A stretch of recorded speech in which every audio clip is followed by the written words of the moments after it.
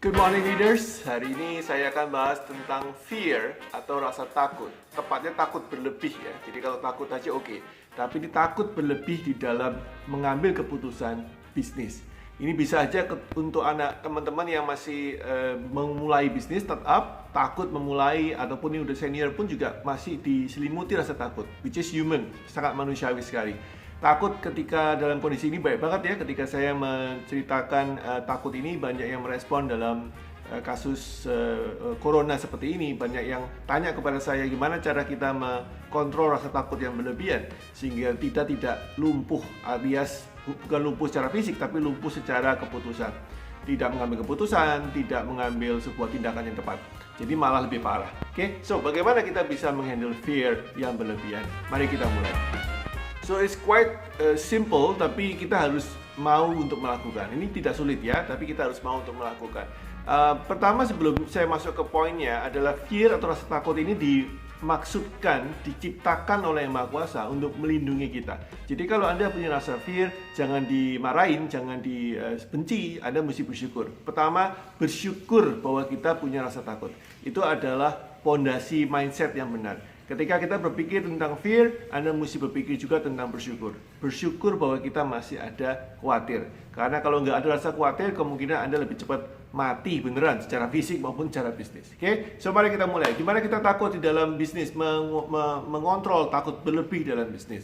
Takut mulai, takut mengambil tindakan, takut apapun juga. Takut pivoting, ya. Pengusaha-pengusaha yang kena pandemi ini, kena problem di coronavirus, dia berusaha untuk bangkit tapi takut, khawatir, ragu-ragu, dan malah semakin buruk.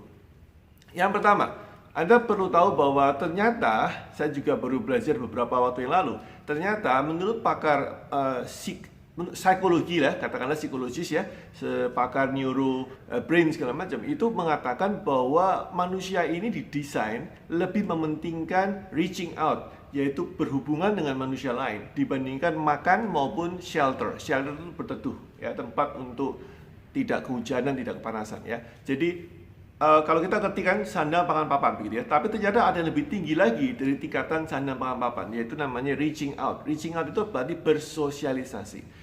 Jurus pertama untuk mengontrol atau menguasai rasa fear Anda yang terlalu berlebihan itu dengan cara ketemu dengan orang lain.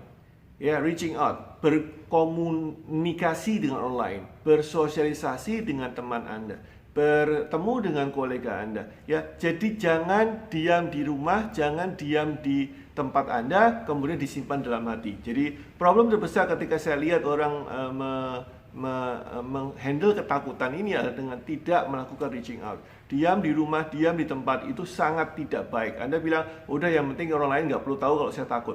Justru itu malah parah. Ya, ketika takutnya udah berlebih, Anda mesti reaching out. Itu seperti kayak valve ya. Valve itu semacam kayak tempat di mana mengeluarkan energi ya. Jadi seperti kalau kebesaran dia mesti digembosin gitu ya.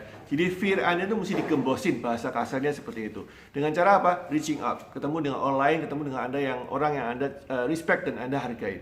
Nah, yang kedua setelah ketemu dengan orang lain, nah ini problemnya. Kalau ketemu ngomong apa, coach? Kalau ketemu kita bahas apa? Hindari membahas sesuatu yang sifatnya curhat dan mencari pembenaran atas fear itu, maka fear-nya semakin kuat. Ya, kalau sudah ketemu orang, terus ngomong apa? Yaitu tentang mendeskripsikan fear atau rasa takut itu sebetulnya Anda takut di mana. Ada banyak kasus di mana ketika takut itu dibahas, kebetulan saya yang bertemu dengan orang itu atau saya yang minta tolong kepada orang lain ketika saya takut berlebih, maka kita bisa ketemu bahwa takut itu ternyata tidak ada sesuatu yang mendasari. Jadi Anda mesti paham takut itu adalah sebuah mekanisme untuk hidup. Sehingga tanpa ada dasar kuat pun juga takut itu bisa muncul karena dia mekanisme untuk hidup. Ya, jadi kalau orang takut kan lebih baik toh daripada nggak takut. Kenapa? Kalau takutnya pun tidak berdasar, yang penting udah selamat duluan. Itu yang otak kita mikir. Takutnya pun kalau nggak berdasar, tapi sudah selamat duluan. Nah, Anda mesti paham mekanisme bekerja fear atau takut itu seperti itu. Nah, karena itu cara kerja yang paling dasar, maka Anda mesti mencari justifikasinya. Kenapa takut ini ada? Ya, apa sih dasar yang membuat Anda takut? Apakah misalkan Anda takut bangkrut? Apakah Anda takut ditinggal oleh anak buah Anda? Apakah Anda takut mengecewakan orang tua? Apakah Anda takut menggunakan uang orang tua, kemudian orang tua Anda nanti sakit karena kecewa dengan Anda? Apakah Anda takut dipermalukan? Apakah Anda takut ditinggal oleh teman baik Anda, kekasih Anda karena Anda bangkrut, dan seterusnya? Tolong Anda breakdown menjadi sebuah poin yang jelas, mungkin points ya, poin-poin yang jelas. Anda takutnya itu kenapa? Deskripsikan dengan jelas. Ajak orang yang Anda percaya untuk diskusi, kemudian temukan. Tulis di kertas, jadi jangan cuma diomongkan, jangan cuma dibayangkan, tapi juga tulis di kertas, kemudian poinnya apa saja yang Anda tahu. Oh, ini saya takutnya karena ini. Itu yang kedua. Yang ketiga, kemudian Anda punya PR yang sangat-sangat penting, yaitu kemudian Anda mesti membuat skenario terburuk. So, katakanlah Anda bilang, saya takut bangkrut. Emang kalau bangkrut kenapa? Oh, saya nanti dimarahin orang tua. Oh, nanti saya ditinggal oleh pasangan saya. Oh, nanti saya dipermalukan oleh kolega saya. Whatever it is. Nah, Anda cari orang, Anda ajak ketemu dengan orang lain, kemudian membahas kalau bangkrut itu kenapa sih? So what kalau bangkrut? Anda cari orang-orang yang memang tanda kutip pernah mengalami proses seperti Anda, pernah bangkrut. Saya tanya, Bu atau Pak atau Kak atau Mas, bangkrutnya itu biasanya yang terburuk tuh seperti apa sih? Saya pengen tahu. Nah, otak Anda pakai untuk membuat sebuah skenario. Kalau bangkrut pun terus gimana? Apa yang terjadi? Sampai Anda bisa membayangkan dengan crystal clear. Oh, kalau bangkrut itu efeknya seperti ini. Kemudian Anda tulis kalau bangkrut itu langkahnya seperti apa. Terus kemudian bangkitnya bagaimana. Anda tulis semua. Sampai Anda bisa bayangkan dengan jelas. Maka fear Anda lama-lama akan mulai masuk ke kategori logic. Ya, jadi fear Anda berubah dari otak kanan masuk digeser ke otak kiri, itu logika. Dilogiskan fear-nya, bukan dihilangkan ya, karena nggak memungkinkan ya, kita manusia itu fear dengan kita satu paket ya. Kalau kita nggak ada fear-nya, kita bukan manusia. Jadi fear-nya diganti dari otak kanan digeser ke otak kiri. Caranya bagaimana? Anda tulis fear saya ternyata ini, kemudian cara solusinya seperti ini, efeknya seperti ini, rasanya seperti ini menurut teman-teman. Kalau Anda kurang puas, cari teman yang lain, justifikasikan lagi, detailkan lagi apa yang menjadi terburuk, worst case scenario. Apa yang menjadi paling buruk ketika fear itu atau ketika ketakutan Anda menjadi kenyataan. Ya, deskripsikan dengan jelas. Anda takut kalau ditinggal anak buah. Waduh, Anda takut kehilangan anak buah Anda yang pintar. Ini banyak ya.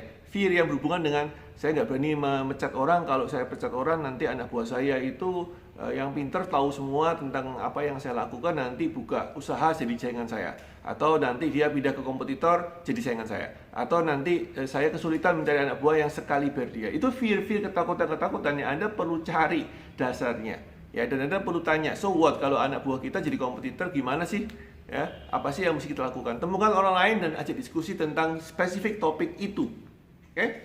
Nah, kita sampai ke poin nomor 4. Ya, nomor 4 ini adalah sebuah statement yang dikatakan oleh Franklin D. Roosevelt. Sangat bagus banget, saya akan quote dengan pelan-pelan. Dan kemudian kita bahas ya. Jadi Franklin mengatakan, courage is not the absence of fear. Rather the assessment that something is more important than fear. Keberanian itu bukan berarti kita nggak takut. Ya, jadi ketika Anda melangkah sesuatu dan Anda mesti berani, itu bukan berarti Anda tidak mengakui takut itu ada. Anda mengakui bahwa takut itu ada, tapi ini garis bawahnya. Anda mempertimbangkan bahwa ada yang lebih penting, jauh lebih penting dari perasaan takut itu. Nah, artinya apa? Di poin keempat ini Anda mesti menentukan apa sesuatu yang lebih penting dari takut itu, apa sesuatu yang lebih berharga dari takut itu.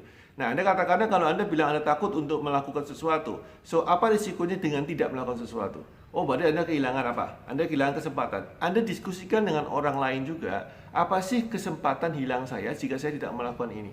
Dan Anda tentukan prioritasnya. Oh, berarti kesempatan ini jauh lebih berharga daripada rasa takut saya. Sedemikian rupa sehingga takut itu bukan hilang, tapi takut itu menjadi sub priority, menjadi prioritas kedua di bawah prioritas pertama Anda, yang mau nggak mau Anda kerjakan duluan. Oke, that's it guys. Semoga ini bermanfaat. This is my short vlog tentang bagaimana cara menghadapi takut yang berlebih. Silakan dipraktekkan, share juga ke teman-teman yang Anda tahu sedang galau, sedang takut, sedang khawatir. Kita mesti bantu sebanyak-banyak mungkin orang ya, dengan apa yang kita tahu, kita bisa paham. Kebetulan Anda tahu duluan dengan vlog ini, maka share dengan yang lain supaya yang lain juga terbantu. Semoga bermanfaat. Talk to you tomorrow. Bye-bye.